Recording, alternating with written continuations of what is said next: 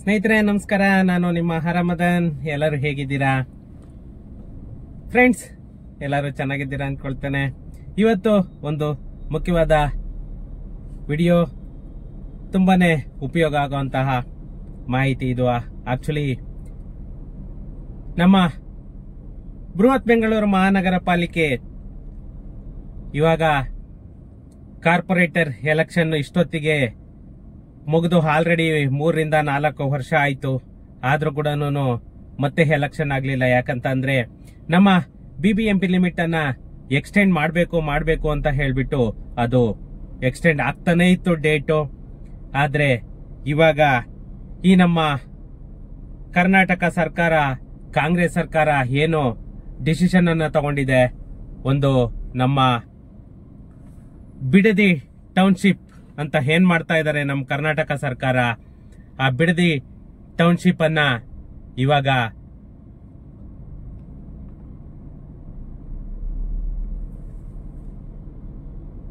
ನಮ್ಮ ಕರ್ನಾಟಕ ಸರ್ಕಾರ ಅಂಗೀಕಾರ ಮಾಡಿತ್ತು. ಅದನ್ನ ಗವರ್ನರ್ ಕೂಡ ಅಂಕಿತ ಹಾಕೋದಕ್ಕೆ ಕಳಿಸಿತ್ತು. ಅದು ಯಾಕಂದ್ರೆ ಕಾನೂನು ಪಾಲನೆ ಮಾಡಲೇಬೇಕು, ಎಲ್ಲ ಚೆಕ್ ಮಾಡ್ಕೊಳ್ಳೇಬೇಕು. ಯಾವುದೇ ಒಂದು ಪ್ರಾಜೆಕ್ಟ್ ಆದ್ರೂ ಕೂಡ ರಾಜ್ಯಪಾಲರಾಗ್ಬೋದು ಅಥವಾ ಕರ್ನಾಟಕ ಸರ್ಕಾರ ಆಗ್ಬೋದು, ಏಕಾಏಕಿ ಯಾವುದೇ ಒಂದು ಪ್ರಾಜೆಕ್ಟ್ ಅನ್ನ ಮಾಡೋದಕ್ಕೆ ಬರಲ್ಲ. ಕರ್ನಾಟಕ ಸರ್ಕಾರ ಏನಿದೆ ಅದನ್ನ ಪ್ರಸ್ತಾವನೆ ಕಳಿಸ್ಲೇಬೇಕು. ಆ ಪ್ರಸ್ತಾವನೆಯನ್ನ ಕಳಿಸಿದ್ದ ಆದ್ಮೇಲೆನೆ ಗವರ್ನರ್ ಅದೆಲ್ಲನೂ ಕಾನೂನಿನ ಬಗ್ಗೆ ಎಲ್ಲ ಚೆಕ್ ಮಾಡಿ ಆಮೇಲೆ ಅಂಕಿತ ಅವರ ಸಹಿ ಏನಿದೆ ಅದನ್ನ ಹಾಕ್ತಾರೆ. ಅಲ್ಲಿವರೆಗೂ ಸರ್ಕಾರ ಏನು ಮಾಡ್ಲಿಕ್ಕೆ ಬರಲ್ಲ. ಇದು 24 ಏಪ್ರಿಲ್ 2025 ನಿನ್ನೆ ರಾಜ್ಯಪಾಲರ ಅಂಕಿತ ಕೂಡ ಆಗಿದೆ. ಇದು ಒಂದು ಗುಡ್ ನ್ಯೂಸ್ ಅಂತಲೇ ಹೇಳ್ಬೇಕು.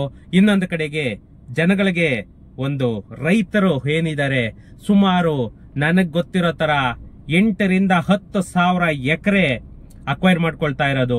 ಅದರಲ್ಲಿ ಎಷ್ಟೋ ಅಗ್ರಿಕಲ್ಚರ್ ಲ್ಯಾಂಡ್ ಇದೆ, ಎಷ್ಟೋ ಜನ ರೆವೆನ್ಯೂ ಸೈಟ್ಗಳು ತಗೊಂಡೋರಿದ್ದಾರೆ.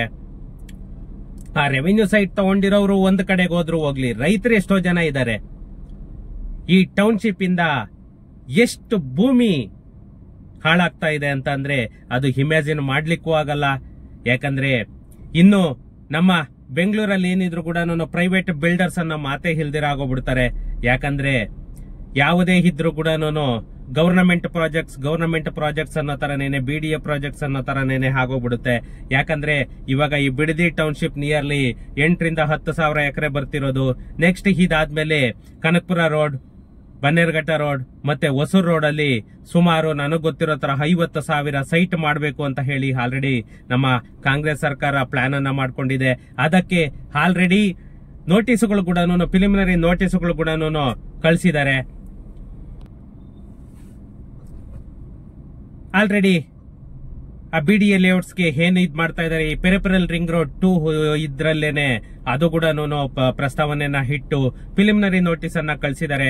ಸುಮಾರು ಜನ ರೈತರಿಗೆ ಆಲ್ರೆಡಿ ಅದು BDA ಬಡಾವಣೆಗೆ ಅಂತ ಹೇಳೇನೇನೆ ನೋಟಿಸ್ಗಳನ್ನ ಇಶ್ಯೂ ಮಾಡಿದ್ದಾರೆ. ಆ ಪೆರಿಫೆರಲ್ ರಿಂಗ್ ರೋಡ್ಗೆ ಏನ್ ಹೋಗ್ತಾ ಇದೆ ಅದನ್ನ ಪೆರಿಫೆರಲ್ ರಿಂಗ್ ರೋಡ್ ಅಂತಲ್ಲೇನೆ ಮೆನ್ಷನ್ ಮಾಡಿ ಇವರು ನೋಟಿಸ್ ಅನ್ನ ಇಶ್ಯೂ ಮಾಡಿದ್ದಾರೆ.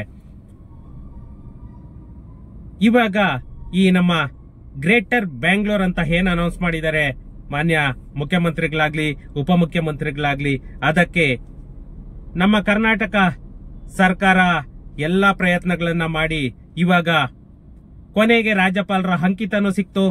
ಆ ಅಂಕಿತದಲ್ಲಿ ಏನೇನಿದೆ ಮತ್ತೆ ಆ ಬಿಡದಿ ಟೌನ್ಶಿಪ್ ಅಲ್ಲಿ ಏನೇನು ಬರುತ್ತೆ, ಆ ಪ್ರಾಜೆಕ್ಟ್ ಇಂದ ಜನಗಳಿಗೆ ಯಾವ ತರ ಉಪಯೋಗ ಆಗುತ್ತೆ ಅನ್ನೋದನ್ನ ಸ್ವಲ್ಪ ಈ ವಿಡಿಯೋದಲ್ಲಿ ನಾವು ನೋಡೋಣ. ಯಾಕಂದ್ರೆ ಒಂದು ಟೌನ್ಶಿಪ್ ಅಂತ ಅಂದ್ರೆ ಅದಕ್ಕೆ ಒಂದು ವ್ಯಾಲ್ಯೂನೇ ಬೇರೆ ಬರುತ್ತೆ. ಲ್ಯಾಂಡ್ಸ್ಗೆ ಜನ ಬೇರೆ ಲೇಔಟ್ ಅಲ್ಲಿ ತಗೊಳ್ಳೋದಕ್ಕೂ ಒಂದು ಟೌನ್ಶಿಪ್ ಅಲ್ಲಿ, ಅದರಲ್ಲೂ BDA ಲೇಔಟ್ ಅಲ್ಲಿ ತಗೊಳ್ಳೋದಕ್ಕೂ ಲಾಟ್ ಆಫ್ ಡಿಫರೆನ್ಸ್ ಬರುತ್ತೆ. ಬಟ್ ಬೇರೆ ಲೇಔಟ್ಸ್ಗೂ BDA ಇವಾಗ ಮಾಡ್ತಿರೋ ನಮ್ಮ ಬಿಡದಿ ಟೌನ್ಶಿಪ್ಗೂ ಲಾಟ್ ಆಫ್ ಡಿಫರೆನ್ಸ್ ಬರುತ್ತೆ.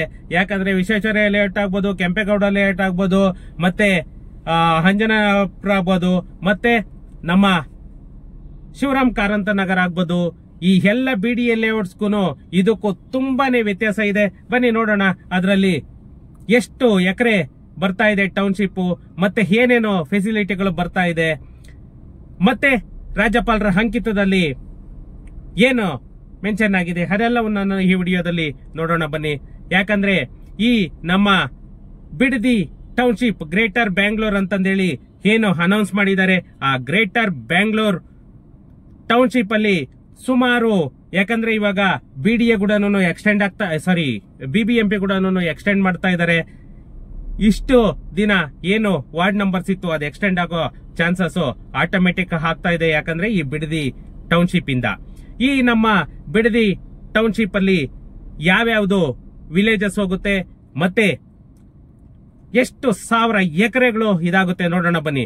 ಯಾಕಂದ್ರೆ ನೋಡಿ, ಇಲ್ಲಿ ನಮ್ಮ Bengaluru to Mysuru express highway ಅಟ್ಯಾಚೇನೆ ಈ ಟೌನ್ಶಿಪ್ ಅನ್ನೋದನ್ನ ಮಾಡ್ತಿರೋದು. ಸುಮಾರು 8,032 ಎಕರೆಗೆ ಆಲ್ರೆಡಿ ಇವಾಗ ನೋಟಿಸ್ಗಳನ್ನ ಇಶ್ಯೂ ಮಾಡಿದ್ದಾರೆ.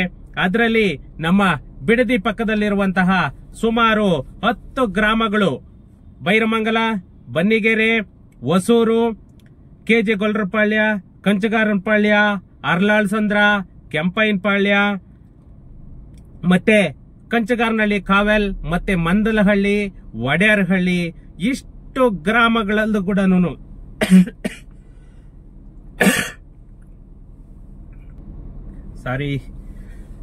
ಇಷ್ಟು ವಿಲೇಜಸ್ ಸರ್ವೆ ನಂಬರ್ಸ್ ಕೂಡ ಹೋಗ್ತಾ ಇದೆ. ಈ ನಮ್ಮ ಬಿಡದಿ ಟೌನ್ಶಿಪ್ ನಲ್ಲಿ ವಾಸಿಸುವಂತಹ ಜನಗಳದ ಲೈಫ್ ಸ್ಟೈಲ್ ಏನೇನೆ ಅಲ್ಲಿ ಚೇಂಜ್ ಆಗುತ್ತೆ ಅಂತಂದೇಳಿ ಇವಾಗ ನಮ್ಮ ಸರ್ಕಾರ ಒಂದು ಇಮ್ಯಾಜಿನೇಷನ್ ಅನ್ನ ಇಟ್ಕೊಂಡಿದೆ ಅಂತಂದ್ರೆ ಅಲ್ಲಿ ಆತರ ಅಮ್ಯುನಿಟೀಸ್ ಅನ್ನ ನಾವು ಕೊಡ್ತೀವಿ ಅಂತ ಹೇಳ್ತಾ ಇದ್ದಾರೆ.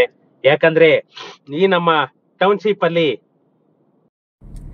ನಮ್ಮ ಗ್ರೇಟರ್ ಬ್ಯಾಂಗ್ಳೂರ್ ಬಿಡದಿ ಟೌನ್ಶಿಪ್ ಅಲ್ಲಿ ಏನೆಲ್ಲ ಅಮ್ಯುನಿಟೀಸ್ ಅನ್ನ ಕೊಡ್ತಾರೆ, ಮತ್ತೆ ಯಾಕೆ ಅಷ್ಟೆಲ್ಲನೂ ಗ್ರೇಟರ್ ಬ್ಯಾಂಗ್ಳೂರ್ಗೆ ಪ್ರಾಧಾನ್ಯತೆಯನ್ನ ಕೊಡ್ತಾ ಇದ್ದಾರೆ ಅಂತಂದ್ರೆ, ನಮ್ಮ ಬೆಂಗಳೂರಿನಲ್ಲಿ ಇವತ್ತು ಸಿಟಿ ಲಿಮಿಟ್ ಏನಿದೆ, ಸಿಟಿ ಲಿಮಿಟ್ ಅಲ್ಲಿ ಒಂದು ಬೇಸಿಕ್ ಕಮ್ಯುನಿಟೀಸ್ ಅನ್ನ ಕರೆಕ್ಟ್ ಆಗಿ ಪ್ರೊವೈಡ್ ಮಾಡಕ್ ಆಗ್ತಾ ಇಲ್ಲ.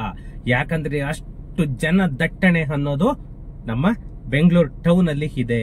ಅದೇ ಇದರಿಂದಾನೇನೆ ರೂರಲ್ ಗೆ ಫೋಕಸ್ ಕೊಡ್ತಿದ್ದಾರೆ. ಇವಾಗ ಬಿಡದಿ ಟೌನ್ಶಿಪ್, ನೆಕ್ಸ್ಟ್ ದೇವನಹಳ್ಳಿ ಹತ್ರ ಒಂದು ಮಾಡಬೇಕು ಅಂತ, ನೆಕ್ಸ್ಟ್ ಈ ಕಡೆಗೆ ನೆಲಮಂಗಲ ಕಡೆಗೆ ಒಂದು ಮಾಡಬೇಕು, ಆಮೇಲೆ ಬ್ಯಾಂಗ್ಳೂರ್ ಈಸ್ಟ್ ಸರ್ಜಾಪುರ ಇದು ಚಿಕ್ಕ ತಿರುಪತಿ ಕಡೆಗೆ ಒಂದು ಮಾಡಬೇಕು. ಈ ತರ ಎಲ್ಲಾನು ನಮ್ಮ ಕರ್ನಾಟಕ ಸರ್ಕಾರ ಎಲ್ಲಾನು ಪ್ಲಾನ್ ಮಾಡಿಕೊಂಡು ಈ ಟೌನ್ಶಿಪ್ಗಳನ್ನ ಪ್ಲಾನ್ ಮಾಡಿದೆ.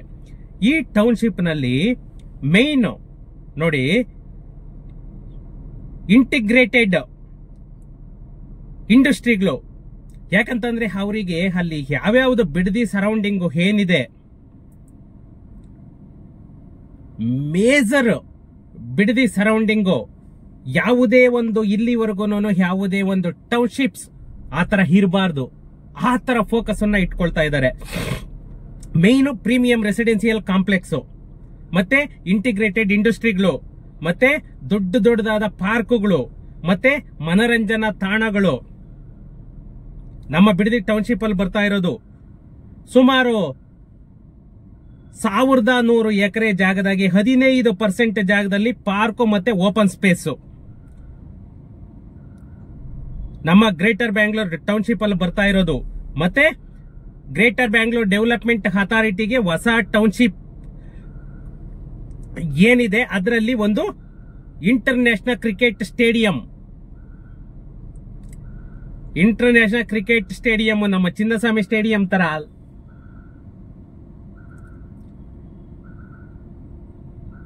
ಇಲ್ಲಿ ಯಾವುದು ಇಂಟರ್ನ್ಯಾಷನಲ್ ಸ್ಟೇಡಿಯಂ ಇದು ಮ್ಯಾಚಸ್ ಗಳನ್ನ ಅಷ್ಟು ಇದ್ ಮಾಡ್ತಾ ಇಲ್ಲ ಸಿಟಿ ಲಿಮಿಟ್ ಅಲ್ಲಿ. ಯಾಕಂದ್ರೆ ನಮ್ಮ ಚಿನ್ನಸ್ವಾಮಿ ಸ್ಟೇಡಿಯಂ ಅನ್ನೋದೊಂದು ಫೇಮಸ್. ಅದೇ ತರನೇನೆ ಇಂಟರ್ನ್ಯಾಷನಲ್ ಮ್ಯಾಚ್ಗಳು ಕೂಡ ಇಲ್ಲಿ ಆಡ್ಬೇಕು. ಈ ವರ್ಲ್ಡ್ ಕಪ್ ಅವೆಲ್ಲ ಆ ತರ ಮಾಡ್ತಾ ಇದ್ದಾರೆ.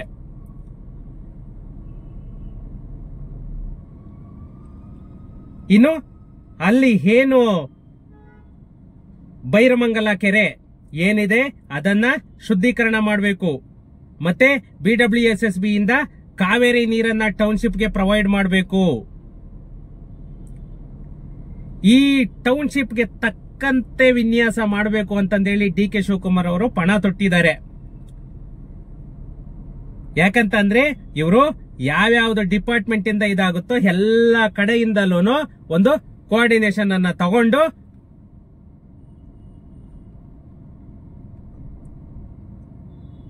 ಒಂದು ನ್ಯಾಷನಲ್ ಫೇಮಸ್ ಆಗೋ ತರ ಇದಾಗಬೇಕು ಟೌನ್ಶಿಪ್, ಆ ತರ ಮಾಡ್ತಾ ಇದ್ದಾರೆ. ಪ್ರತಿಯೊಂದು ಅಮ್ಯುನಿಟೀಸ್ ಬೇಸಿಕ್ ಇಂದ ಹಿಡ್ಕೊಂಡು ಪ್ರತಿಯೊಂದು ಅಮ್ಯುನಿಟೀಸ್ ಕೊಡಬೇಕು. ಉತ್ತಮವಾದ ರಸ್ತೆ, ರೈಲು ಸಂಪರ್ಕ, ಸುಸ್ಥಿರ ಮೂಲ ಸೌಕರ್ಯ, ಉದ್ಯೋಗ ಅವಕಾಶ, ಏನೇನು ಪ್ಲಾನ್ ಮಾಡ್ತಾ ಇದ್ದಾರೆ ನೋಡಿ. ಯಾಕಂದ್ರೆ ಈ ಭೂಸ್ವಾಧೀನ ಏನಾಗ್ಬೇಕು ಅದಕ್ಕೆ ಸುಮಾರು ಆಕ್ಷೇಪಣೆ ಬಂದಿತ್ತು. ಯಾಕಂದ್ರೆ 2005 ಇಂದನೂ ಇದು ಕೂಡ ನೆನಗುದಿಗೆ ಬಿದ್ದಿದ್ದು. ಆದ್ರೂ ಕೂಡ ಆ 10 ಗ್ರಾಮಗಳಲ್ಲಿ ಏನಿದೆ ಆ 10 ಗ್ರಾಮಗಳಲ್ಲೂ ಕೂಡ ಅಷ್ಟು ಸುಮಾರು 10,000 ಎಕರೆ ಆಲ್ರೆಡಿ 8,942 ಎಕರೆ ಆಲ್ರೆಡಿ ಕನ್ಫರ್ಮ್ ಆಗೋಗಿದೆ. ಈ ನಮ್ಮ ಗ್ರೇಟರ್ ಬ್ಯಾಂಗ್ಳೂರ್ ಟೌನ್ಶಿಪ್ಗೆ ಯಾವ್ಯಾವ ತರ ವಿನ್ಯಾಸ ಮಾಡಬೇಕು, ಪ್ರತಿಯೊಂದು ಇವತ್ತಿನ ಮಾಡ್ರನ್ ಕಮ್ಯುನಿಟೀಸ್ ಅಂತ ಏನ್ ಹೇಳ್ತೀವಿ, ಪ್ರತಿಯೊಂದು ಪ್ರೊವೈಡ್ ಮಾಡಲಿಕ್ಕೆ ನಮ್ಮ ಕರ್ನಾಟಕ ಸರ್ಕಾರ ರೆಡಿ ಮಾಡ್ಕೊಂಡಿದೆ. ನಮ್ಮ greater Bangalore development authority already 4,000 ಪ್ರಾಪರ್ಟಿಗಳನ್ನ ಡಿಟಿಟೈಸ್ ಮಾಡಿಟ್ಟಿದೆ. ಯಾಕಂದ್ರೆ ಈ ನಮ್ಮ ಟೌನ್ಶಿಪ್ 2005ರಿಂದ ಏನು ನೆನಗೋದಿಗೆ ಬಿದ್ದಿತ್ತು ಅದು ಇವಾಗ ಕಾರ್ಯರೂಪಕ್ಕೆ ಬರ್ತಾ ಇದೆ ಅಂತಂದ್ರೆ ನಿಜವಾಗೂ ಒಂಥರ ಗ್ರೇಟ್ ಅಂತಲೇನೆ ಹೇಳ್ಬೇಕು.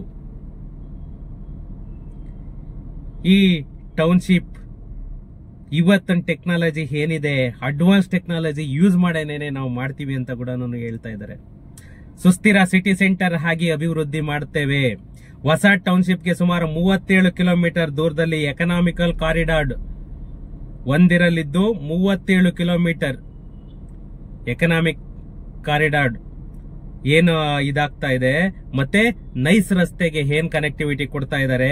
ಯಾಕಂದ್ರೆ PRR ರೋಡ್ಗಾಗ್ಬೋದು, ನೈಸ್ ರೋಡ್ಗಾಗ್ಬೋದು, ಪ್ರತಿಯೊಂದು ಕಡೆಗೂ ಕನೆಕ್ಟಿವಿಟಿ ಕೊಡ್ತಾ ಇದ್ದಾರೆ. ಮತ್ತೆ ಜೊತೆಗೆ NH4, NH275 ಮತ್ತೆ ಸ್ಯಾಟಲೈಟ್ ರಿಂಗ್ ರೋಡ್, ರಿಂಗ್ ಟೌನಿಗೆ ನಮ್ಮ ಸ್ಯಾಟಲೈಟ್ ರಿಂಗ್ ರೋಡ್ ಏನ್ ಬರ್ತಾ ಇದೆ ಅದಕ್ಕೂ ಕೂಡ ಕನೆಕ್ಟ್ ಮಾಡ್ತಾ ಇದ್ದಾರೆ. ಮತ್ತೆ ಈ ಕಾರಿಡಾರ್ ಟ್ರಾನ್ಸ್ಪೋರ್ಟ್ ನೆಟ್ವರ್ಕ್ ಏನಿದೆ, production centre, demand centre, typical cross section, ಜಂಕ್ಷನ್ಗಳು ಪ್ರತಿಯೊಂದು ಮಾಡ್ತಾ ಇದ್ದಾರೆ. ಈ ಬಿಡದಿ ಟೌನ್ಶಿಪ್ಗೆ ಸುಮಾರು 13,000 ಕೋಟಿನ ಖರ್ಚಾಗಬಹುದು ಅಂತ ಅಂದಾಜಿಸಲಾಗುತ್ತಿದೆ. ಅದಕ್ಕೆ ಏನು ಬೇಕು ಆ ಫಂಡ್ ಅನ್ನ ಹುಡ್ಕೋ ಆಲ್ರೆಡಿ ಸಾಲ ಕೊಡೋದಕ್ಕೂ ಕೂಡ ಭರವಸೆ ನೀಡಿದೆ. ಅದೇ ಇವರಿಗೆ ನಮ್ಮ ಕರ್ನಾಟಕ ಗವರ್ನಮೆಂಟ್ಗೆ ಧೈರ್ಯ. ನೆಕ್ಸ್ಟ್ ಏನಿದೆ, ದೇವನಹಳ್ಳಿ, ನೆಲಮಂಗಲ, ಹೊಸಕೋಟೆ, ನಾನು ಹೇಳಿದ್ನಲ್ಲ ಅವಾಗೆ, ದೊಡ್ಡಬಳ್ಳಾಪುರ, ಮಾಗಡಿ, ಇಷ್ಟು ಕಡೆಗೂ ನೆಕ್ಸ್ಟ್ ಇದೇ ತರ ಟೌನ್ಶಿಪ್ ಗಳನ್ನ ಮಾಡ್ತೀವಿ ಅಂತ ಹೇಳ್ಬಿಟ್ಟು ಡಿ ಕೆ ಶಿವಕುಮಾರ್ ಅವರು ಮತ್ತೆ ಮಾನ್ಯ ಮುಖ್ಯಮಂತ್ರಿಗಳು ಸಿದ್ದರಾಮಯ್ಯ ಅವರು ಕೂಡ ಎಲ್ಲ ಕಡೆಗೂ ಅನೌನ್ಸ್ ಅನ್ನ ಮಾಡ್ತಾ ಇದ್ದಾರೆ.